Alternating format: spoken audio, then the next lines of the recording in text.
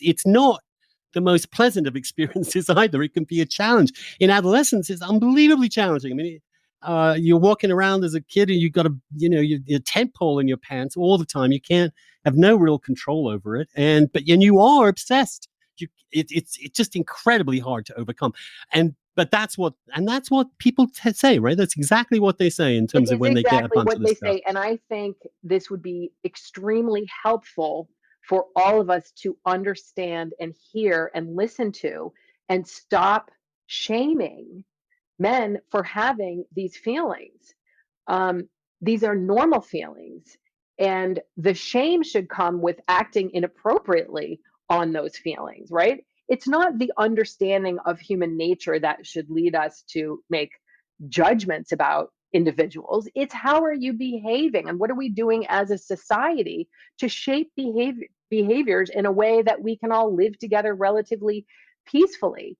And I have a 12-year-old boy, and he's going to be going through all this stuff soon. It's starting now.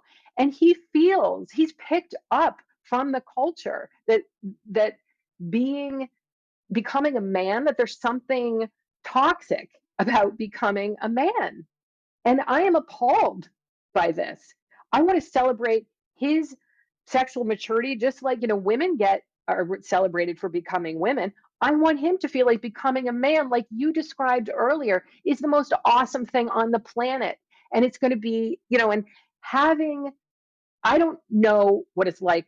Yes, when I went through adolescence, my sex drive was higher, right? But it wasn't what I hear men talk about. And it wasn't what I hear um, trans men talking about. And I find that fascinating, and it is not shameful. It's interesting, it's beautiful, and it's to be understood. What we need to address is sexual violence and people who cannot manage to control um, the expression of their natures. That is incredibly important. I am passionate about that.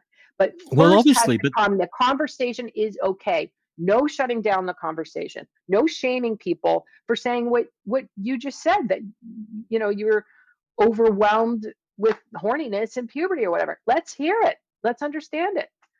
Thank you. yeah, and it seems to me that if you want to help men control and navigate this otherwise thrilling, exhilarating, but also quite dangerous and difficult area, it's all of the above.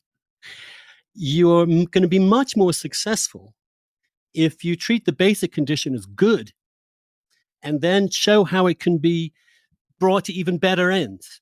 To show how aggression, for example, can be used to defend people from violence. Yes.